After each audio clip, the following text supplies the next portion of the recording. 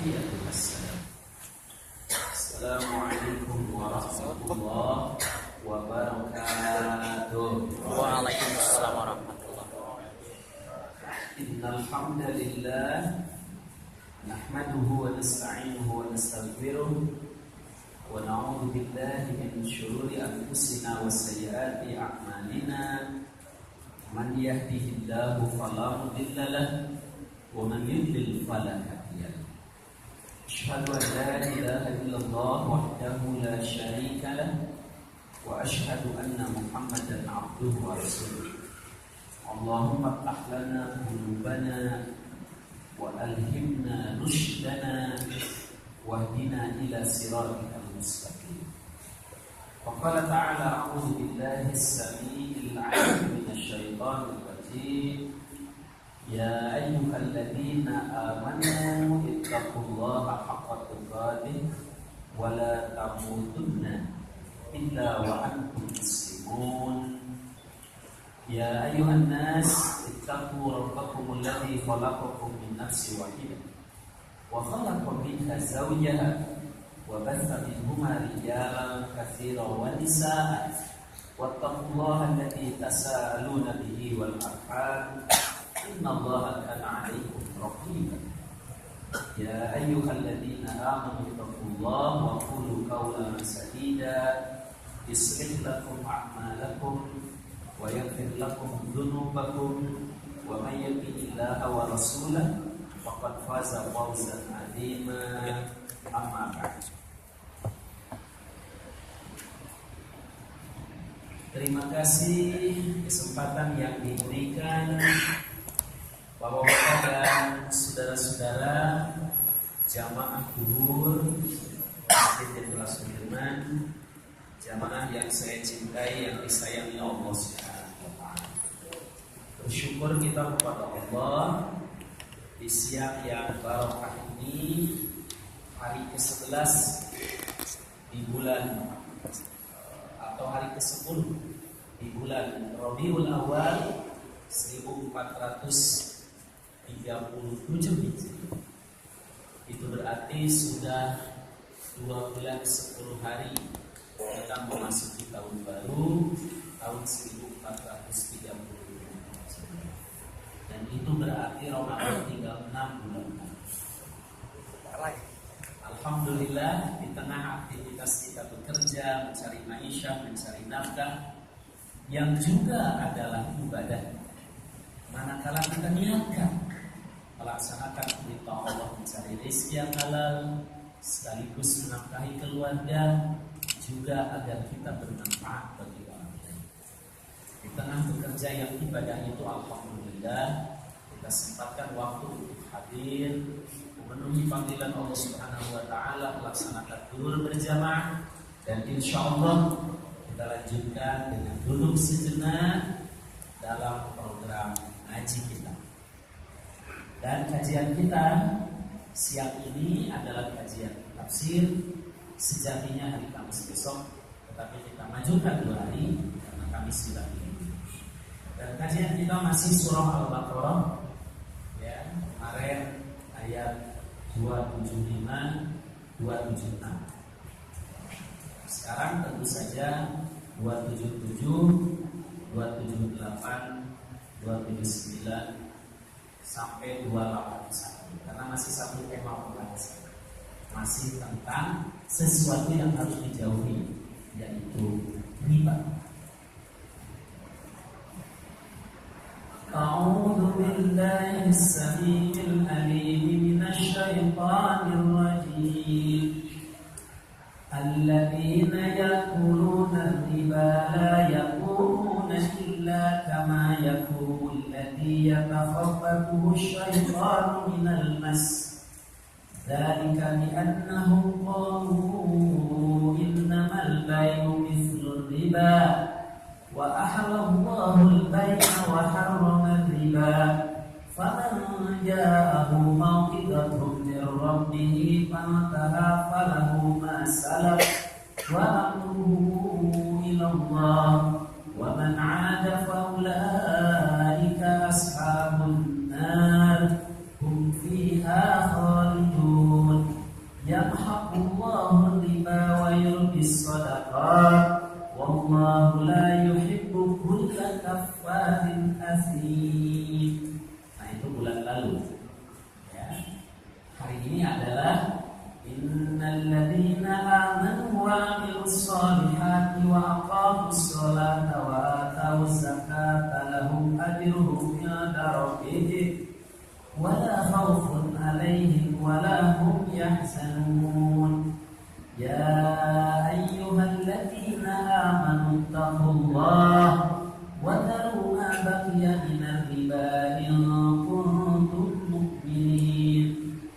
in lam taf'alu fatanu biharbin minallahi wa rasulih wa in tubtum falakum ru'usu amwalikum la tadlimuna wa la tudlamun wa in kana dhu usratin fanadiratun ila maisarah wa an tasaddaqu khairul lakum in kuntum ta'lamun wattaqu yawman turja'una fihi ila Allah thumma tuwaffa kullu nafsin ma kasabat wa hum la yuzlamun.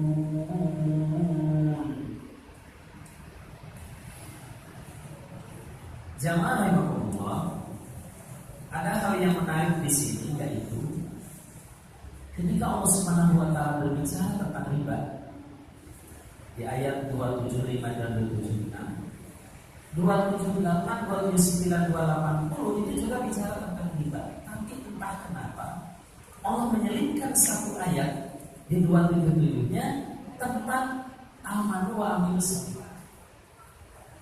Mari kita lihat. Alladzina ya'kuluna riba, orang-orang yang memakan riba. Kemarin sudah kita bahas bulan lalu riba jahiliyah itu macam apa. Lalu ternyata riba hari ini lebih jahiliyah dari riba jahiliyah. Oh gitu. Kayak bagus mestinya jangan pakai contoh. La yakumuna illa kama yakumul ladzi yatakhabbatu syaitanu minal mas. Orang-orang yang makan riba itu tidak berdiri melainkan seperti berdirinya orang yang kerasukan syaitan lantaran mampu. Allah menggambarkan para pelaku riba dalam hadis yang pelaku riba itu yang ngasih, yang terima, yang nyatet, saksinya kullu sawa, semua sama. Saya sebut orang-orang yang terlibat riba. Dia berdiri seperti orang yang kesurupan syaitan, orang yang mampu. Orang mampu tidak sadar apa yang diomongin, tidak sadar apa yang dilakukan. Dari kami annahum qalu, hal itu karena mereka mengatakan innamal bai'u mithlu riba. Sama aja jual beli dengan riba. Konvensional syariah sama aja lah.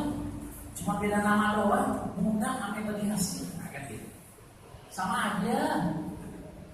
Padahal wa ahallallahu al-bai'a wa harrama. Allah menghalalkan jual beli dan mengharamkan. Bulan lalu kita bahas bedanya riba dengan bukan riba itu tipis. Hanya beda akar. Kalau riba itu kan presentase dari pokok. Kalau jual beli, kalau bagi hasil itu presentase dari hasil. Kalau menghasilkan tipis memang, tapi prinsip. Karena jual beli adalah halal, sedangkan riba adalah haram. Faman ja'ahu mau'izatun min rabbih, siapa yang datang kepadanya peringatan dari Tuhannya, pantah lalu dia berhenti, falahu masalah. Baginya yang telah lalu. Jadi yang lalu-lalu wa amruhu ilallah, urusannya itu balik kepada Allah. Wa mana ada tapi balik lagi, udah disampaikan, udah ikut dengar ceramahnya, udah ikut ngaji, udah dijelaskan dengan detail, tapi sekarang udah biasa. Lagian saya mau gak minta kok, cuma dia aja ngerti. Sekarang kan saya gak minta kok, cuma pengertian. Malah gak ngomong kok, cuma ya. Waulai ashabuna, mereka itulah penghuni neraka, fiha khalidun. Zaman Allah, biasanya Allah Subhanahu wa taala menggunakan fiha khalidun itu kalau bicara tentang orang kafir.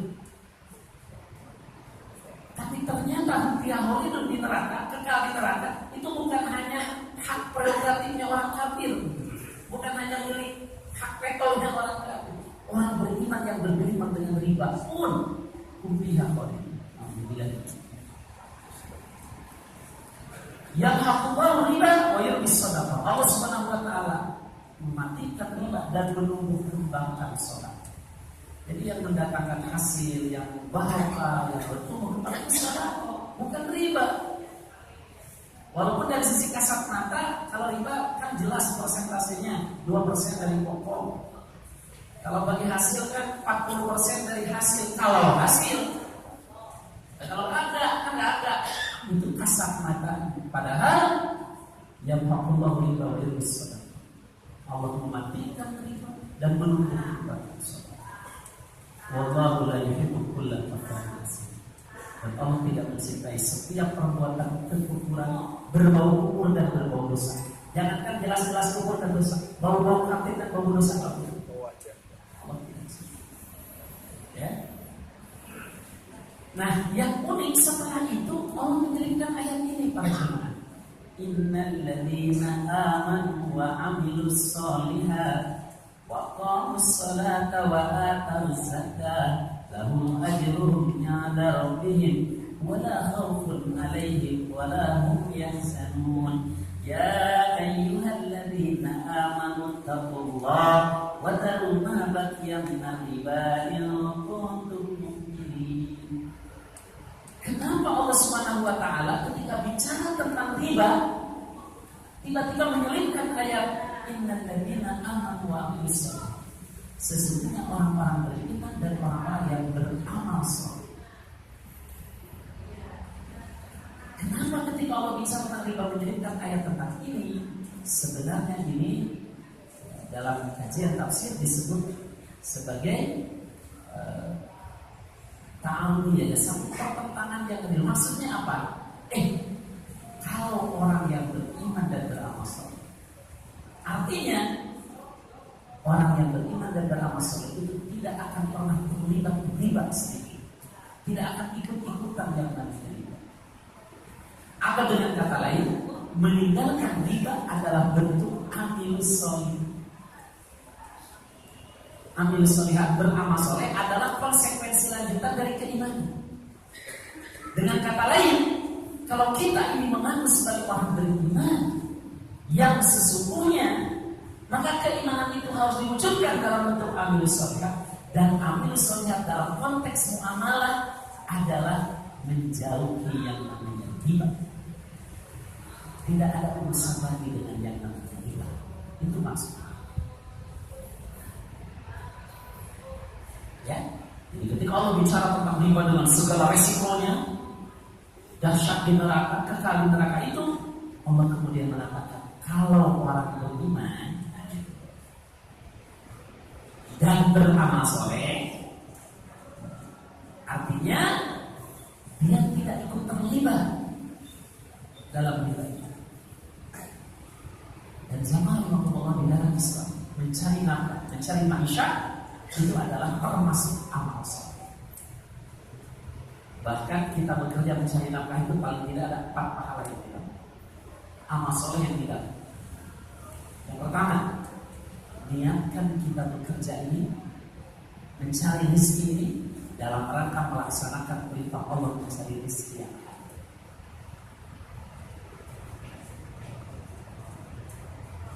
Ya, niatkan dalam rangka melaksanakan perintah Allah mencari rezeki yang halal. Sebab di dalam hadis mencari rezeki yang halal itu dikategorikan fi sabilillah. Mana hadisnya? Suatu ketika di masa Rasulullah SAW ada seseorang yang badannya tinggi besar kekar, tapi pekerjaan orang itu hanya mengangkut kayu bakar yang dibawa dari kampung dibawa ke kota Madinah. Sehingga diomongin oleh para sahabat. Kata para sahabat, sayang sekali badan tinggi besar kekar itu cuma dipakai mencari kayu bakar. Coba dipakai jihad, Islam akan jaya. Kalau dia mati dia syahid. Masuk akal obrolan itu. Obrolan itu sampai ke telinga Rasulullah SAW.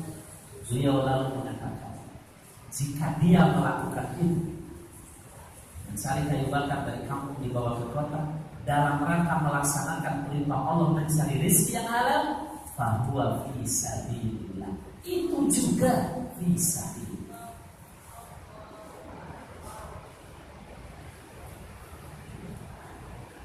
Inilah yang oleh Dr. Yusuf Qaradawi dalam bukunya yang terbaru Fiqhul Jihad itu disebut dengan jihad madani. Buku baru Qaradawi tolong Fiqhul Jihad. Buku fenomenal Qaradawi kan Fiqhul Zakat. Sekarang ada lagi Fiqhul Jihad. Itu dia bersifat sebagai jihad madani.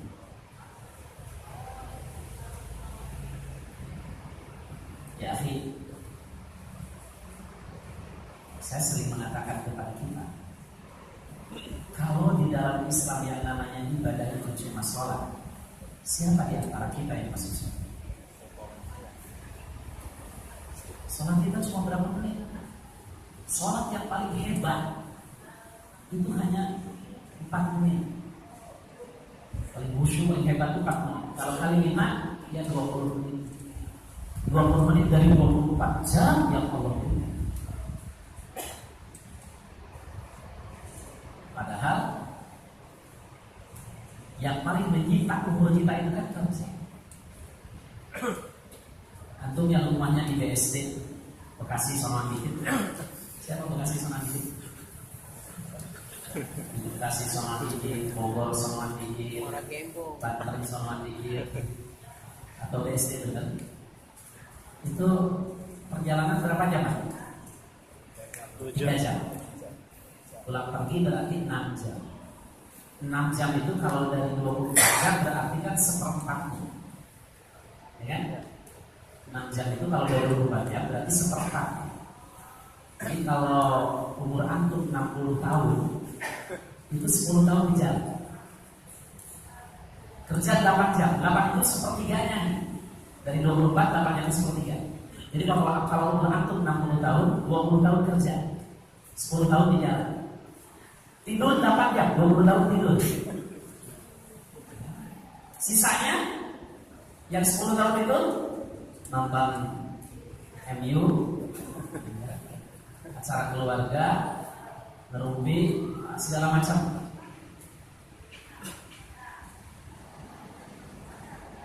Ya, kalau yang namanya ibadah cuma sholat, siapa di antara kita yang masuk surga?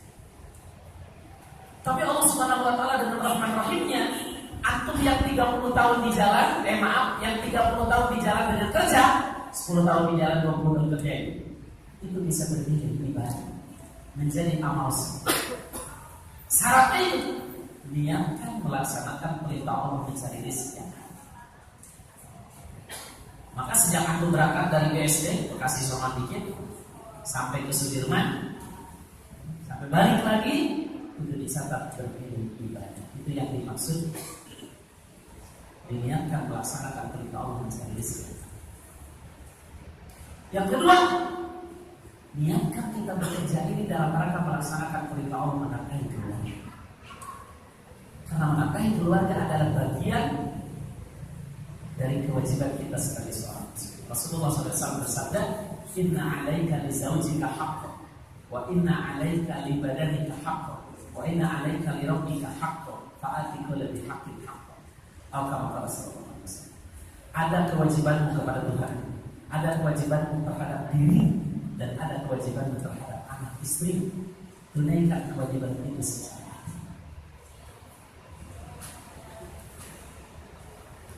Pahala yang ketiga, niatkan ketika kita bekerja ini melaksanakan perintah Allah agar kita bisa melaksanakan perintah Allah yang lain. Zakat, infak, sedekah. Bagaimana bisa zakat kalau kita miskin? Bagaimana bisa infak sedekah kalau kita kere? Lebih jauh lagi bagaimana bisa haji atau umrah? Dan yang keempat, niatkan melaksanakan perintah Allah agar kita bermanfaat bagi orang. Apalagi kalau jenis pekerjaan kita adalah melayani umat, melayani masyarakat. Ya? Pelayan masyarakat. Bisa baca. Niatkan dengan tempat itu. Maka ada orang sama-sama tinggal di Bekasi, sama-sama kerja di Sudirman, atau sama-sama tinggal di Bogor, sama-sama kerja di Sudirman. Tadi nanya ngapain lo kerja? Lah, kalau kagak gawe Bogor kamu punya duit, gawe lah dia kagak duit. Kalau ente, ada insya Allah kerja melaksanakan perintah Allah mencari rezeki, melaksanakan perintah Allah menafkahi keluarga, melaksanakan perintah Allah agar bisa melaksanakan perintah Allah yang lain, zakat, infak dan sedekah. Melaksanakan perintah Allah agar bermanfaat bagi orang. Maka dia dapat 4 pahala. Yang ini cuma dapat duit doang. Ini dapat 4 pahala, duit tetap dapat, gaji tetap dapat, bonus tetap dapat, THR tetap dapat. Itu hak. Ini yang dimaksud dengan amilus sholihah, amal soleh yang kaitannya dengan mencari rezeki. Maka innal ladzina amanu wa 'amilus shalihat, orang-orang yang beriman dan beramal soleh. Amal soleh kaitannya dengan bekerja. Dari sejak awal niatnya sudah diluruskan, melaksanakan perintah Allah, mencari rezeki yang halal, menafkahi keluarga agar bisa zakat, infak, sedekah, agar bisa bermanfaat bagi orang. Itu dari niat, titik tolak keberangkatan. Lalu amal soleh kan bukan sekedar niat yang benar, tapi pelaksanaannya betul-betul terhindar dari riba, dari maisir. Maisir itu gambling, judi, spekulatif, itu maisir. Terhindar dari gharar. Gharar itu ketidakjelasan, tipuan. Ya, beli ikan dalam kolam itu gharar. Kita beli lusi karung, lusi ketemu jual di tertentu. Gharar. Ya, ijon. Gharar itu ijon. Terhindar dari riba, maisir, gharar. Terhindar dari adzulmu, kedzaliman. Itulah makanya kenapa ada hadis aktul ajiro ajrahu qabla an yajifa araqahu. Bayarlah upah buruh itu sebelum kering. Supaya tidak ada unsur kedzaliman. Jangan sampai sudah kering lagi, kering lagi. 3 bulan kali bayar buruh. Terhindar dari riba, dari maisir, dari gharar, dari adzulm. Dan yang kelima, terhindar dari riswah. Riswah itu suap. Ya, walaupun bahasanya diganti pengabdian atau diganti administrasi atau diganti ya uang keroh atau diganti PSP lah. Apa suap? Ar-rashi wal murtashi fitnah, kata-kata yang menyuap dan yang disuap dua-duanya di neraka. Ketika niatnya tadi melaksanakan perintah Allah, mencari rezeki yang halal, menafkahi keluarga agar bermanfaat bagi orang lain dan agar bisa melaksanakan perintah Allah yang lain, lalu dalam pekerjaannya terhindar dari riba, maisir, gharar, adzulmu dan riswah, itulah wa 'amilus shalihat. Alladzina amanu wa 'amilus shalihat. Orang-orang yang beriman dan beramal soleh, kaitannya dengan mencari rezeki, niatnya benar, pelaksanaannya juga. Maka Nabi SAW mengapresiasi orang-orang yang bekerja seperti itu. Beliau sampai mengatakan, ya, orang-orang yang manil tamas, siapa yang manamsa, siapa yang sore hari kelelahan karena mencari rezeki yang halal untuk menafkahi keluarga sekaligus melaksanakan perintah Allah dan dalam pekerjaannya terhindar dari 5 hal tadi, amsa maghfuran, dia akan dapati sore hari itu dosa-dosanya diampuni. Ya, man amsa kalan, siapa yang sore hari kelelahan karena bekerja untuk melaksanakan perintah Allah, mencari rezeki yang halal dengan pekerjaan yang terbebas dari riba, maisir, gharar, riswah dan adzulm, amsa maghfuran, dia akan dapat di sore hari itu dosa-dosanya diampuni. Jadi ternyata, ya, kalau sudah begitu, optimis kita masuk surga. Kenapa tidak? Karena bukan hanya sholat yang menjadi modal dasarnya, tetapi juga semua aktivis pekerjaan itu benar-benar mengakibatkan maghfurah, dosa-dosa diampuni. Suatu ketika Rasulullah SAW bertemu dengan Sa'ad al-Ansori. Tangan Sa'ad ini kasar, menghitam dan kapal. Rasulullah bertanya, "Mabika ya Sa'ad? Kenapa tanganmu wahai Sa'ad sudah hitam, kapalan?" Kata Sa'ad, "Ya Rasulullah, saya mengolah dengan tangan ini, saya mengolah tanah untuk menafkahi keluarga yang jadi tanggungan saya." Rasulullah SAW lalu mengangkat tangan Sa'ad sambil mengatakan, lalu lain diciumnya, lalu lain hanya diangkat sambil mengatakan, ada, inilah tangan yang tidak akan disentuh api neraka. Ustaz, kalau dulu tangan kita harus kapalan, harus kapalan. Buka apa tidak naik impor, megangnya mos, ya. Bukan soal kapalan apa enggak, tapi tangan yang produktif yang dipakai untuk mengaisir si Allah yang halal, menafkahi keluarga, terhindar dari riba, maisir, dorong, dan jadi Islam mengapresiasi itu. Kerja dengan niat yang benar dan terbebas dari riba dengan dosa diampuni.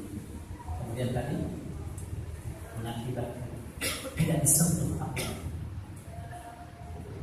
Dan yang ketiga yang lebih hebat lagi, akhi, orang yang gigih bekerja dengan niat yang benar, melaksanakan perintah Allah yang halal, menafkahi keluarga, serta terhindar dari riba, maisir, gharar, adl dan riswah, itu dapat menghapus dosa. Yang dosa itu tidak bisa dihapus dengan sholat, dengan puasa, dengan haji, dengan umrah, hanya bisa dihapus dengan hal ini.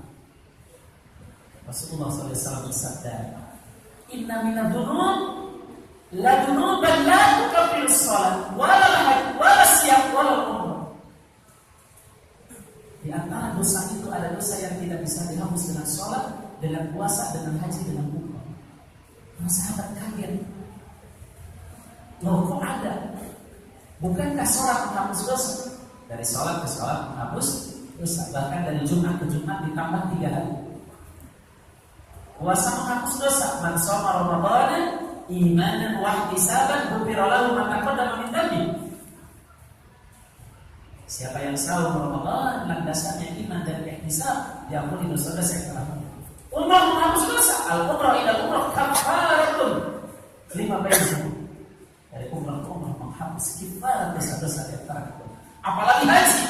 Man hajja wa lam yarfus wa lam yafsuq raja'a kharaja min dunubihi ka yaumi waladatul. Siapa yang haji tidak rafas, tidak fusuk, dia pulang laksana baru dilahirkan oleh ibunya. Salat menghapus dosa, puasa menghapus dosa, umrah menghapus dosa, haji apalagi. Tapi kenapa ada dosa yang tidak bisa dihapus dengan salat, dengan puasa, dengan haji, dengan umrah? Wa ma tukaffiruha ya Rasulullah. Kalau begitu dosa tersebut dapat dihapusnya dengan apa ya Rasul? Beliau menjawab, al-humum fi talabil maisha. Hanya dapat dihapus dengan dia mencari manusia. Mungkin kita bertanya, kenapa sholat puasa haji umrah tidak bisa menghapus dosa-dosa tersebut? Karena akhir sholat puasa haji umrah itu hanya menghapus dosa yang urusannya kita dengan Allah. Tapi urusan menafkahi keluarga itu kaitannya dengan hak anak istri kita.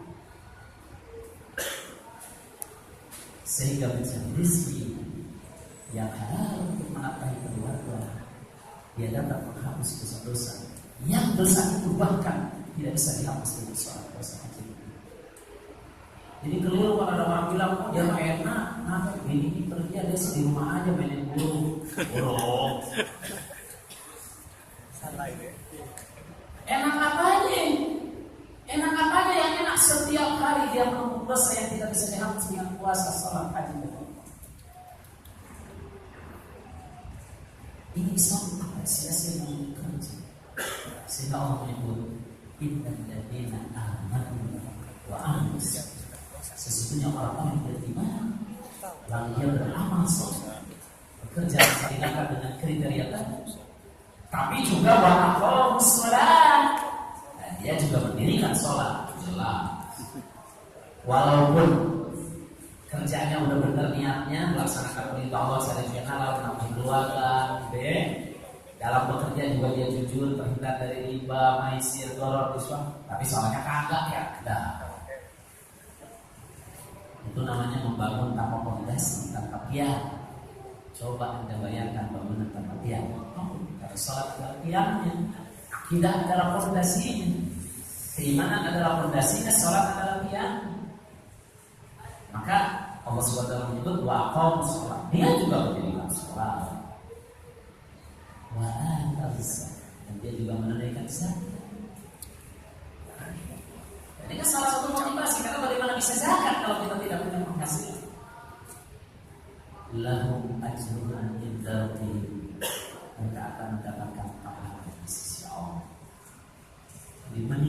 riba sudah amal soleh, bekerja dengan benar dapat pahala itu. Wala khaufun alaihim wa lahum yahzanun. Tidak akan pernah takut, tidak akan takut nggak makan, tidak akan takut bangkrut, tidak akan takut income-nya kecil, dan justru akan besar, akan barokah. Ya akhi, dalam mencari rezeki kewajiban kita adalah ikhtiar yang maksimal. Kalau semua hasil itu Allah yang ngatur, itu yang harus yakin betul pada kita. Sehingga ada satu yang harus ditanamkan di benak kita itu bunyi hadis yang berbunyi man taraka syai'an fil haram nalahu fil halal. Siapa yang meninggalkan sesuatu yang haram, Allah akan ganti dari jalan yang halal. Dia akan mendapatkan dari jalan yang halal. Man taraka syai'an fil haram nalahu fil halal. Siapa meninggalkan sesuatu yang haram, dan keimanan kita akan kepada Allah, Allah akan ganti dari jalan. Jadi ketika kita meninggalkan riba, meninggalkan maisir, meninggalkan gharar, meninggalkan rishwah, yakinlah kita Allah akan ganti dari jalan yang halal, bahkan jauh lebih besar.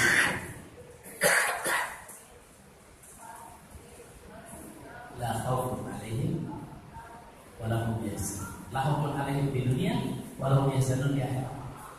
Di dunia tidak akan takut, tidak akan khawatir menjadi miskin. Di akhirat kita akan miskin. Dia akan bahagia karena tidak nyesal, sebab sudah melakukan apa yang benar.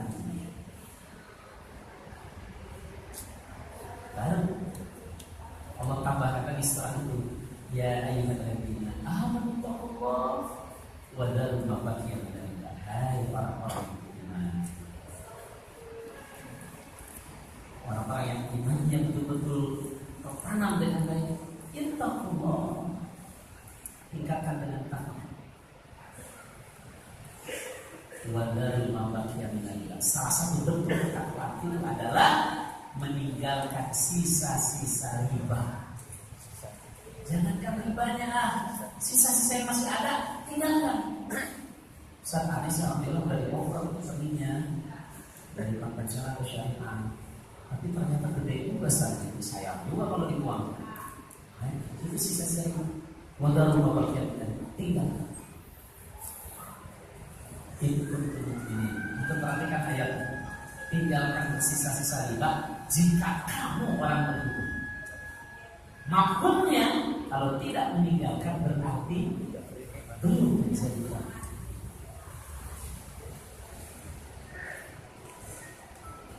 Yaitu mantap asyai'an bil haram nalahu bil haram. Siapa meninggalkan sesuatu yang haram, Allah akan berikan ganti dan jalan. Ada sebuah kisah tentang hadis. Di Madinah ada orang baru masuk Islam, dan profesinya adalah peramal. Suatu ketika hadis subuh Nabi SAW menyampaikan hadis ini di masjid Nabawi. Nah, taraf asy'an bil haram nalahu. Siapa yang meninggalkan sesuatu yang haram, Allah akan berikan jalan. Dia ganti dengan jalan. Dia lewat dan mendengar di sini. Entah kenapa terngiang-ngiang terus di telinga. Tapi dia cuek terus saja. Tapi terngiang-ngiang gitu. Sampai kemudian malam hari dia merampok, bermaksud merampok rumah seseorang. Ternyata yang dia masuk ini rumah janda. Kelihayannya dia sudah masuk rumah dan sudah membuka lemari, terlihat ada perhiasan dinar dirham di situ. Jadi pada waktu dia mau mengambilnya, tiba-tiba terngiang kata-kata man taraka syai'an bil haram nalahu bil haram. Siapa yang meninggalkan sesuatu yang haram, Allah akan ganti dia dan jalan. Karena terngiang itu kenapa dia akan jadi ngambil. Dia masuk ke kamar sebelah, ternyata itu kamar si pemilik. Pemilik rumah sedang tidur. Namanya perempuan tidur, tentu pakaiannya tidak terkontrol, dalam kondisi sedang tersiap. Bangkitlah gairah kelelakiannya ketika melihat siang punya rumah tidur dalam posisi seperti itu. Tapi ketika dia hendak mendadahinya, tiba-tiba terngiang kata-kata tadi. Antara pasyai'an bil haram nalahu bil haram. Sehingga tidak jadi juga dia lakukan kegiatan. Akhirnya dia pulang. Dan subuhnya dia ke masjid. Tumben. Dia ingin bertanya kepada Rasulullah SAW, kenapa kalimat tadi begitu terngiang-ngiang sampai menghalanginya berbuat dosa. Sampai selesai subuh biasa bersama di sini pengajian, yang dia sudah pulang, tinggal ada 2 orang yang belum pulang. Dia di pojokan sono sama seorang wanita. Ya Rasulullah, saya bertanya ke Rasulullah. Tanya apa ibu? Tadi malam ada yang masuk rumah saya. Tapi anehnya dia tidak mencuri barang saya. Dia juga masuk ke kamar saya, ada bekasnya, tapi saya tidak apa-apa. Kalau bertanya, suami ibu mana? Saya jaga ya. Oh, kalau begitu tidak boleh lama-lama sendiri. Segeralah. Mau menikah? Siapa yang tidak mau ya Rasul? Tapi siapa yang mau kesian saya dia? Sama yang sekeliling tak ada seorang lagi nunggu. Masih sini masih. Ya Rasul. Mau nikah enggak? Mau Rasul, enggak ada modal. Nice. Ya. Tapi saya hafal surah, ya. Tapi saya punya kalau masalah piring atau sudah. Angkah tuka, saya nikahkan kamu dengan baik. Mau enggak? Mau. Maka terbukti sudah siapa yang meninggalkan yang haram, Allah ganti dari jalan. Sekarang udah jadi istrinya halal. Kalau dia jadi kemarin berpuasa cuma sekali haram. Kalau ini halal bisa terus. Hartanya pun kalau sudah jadi istrinya, nah semua adalah milik suaminya, tentu sebagai istri. Nah itu contoh meninggalkan yang haram, Allah akan ganti.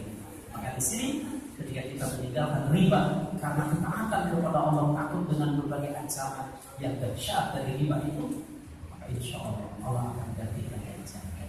Sebagai bentuk al-riba bin wasabunaba, riba itu ada 70 pintu. Aisyah yang paling ringannya bisul adyatiha wajilum, seperti seseorang memperkosa ibu kandung. Alhamdulillah. Itu yang paling ringan. Bagaimana yang paling berat? Semoga kita terhindar dari riba, maisir, gharar, rishwah, adzulmu, dan semoga Allah ganti dari jalan halal yang barokah, banyak apa? Allahumma inna nas'aluka ridhaka wal jannah wa na'udzubika min sakhatika wan nar. Allahumma inna nas'aluka al-jannah wa ma qarraba ilayha min qawlin aw amalin wa na'udzubika minan nar wa ma qarraba ilayha min qawlin aw amalin. Rabbana atina fid dunya hasanah wa fil akhirati hasanah wa qina adzabannar. Subhana rabbika rabbil izzati amma yasifun. Wassalamu ala al-mursalin walhamdulillahi rabbil alamin. Assalamu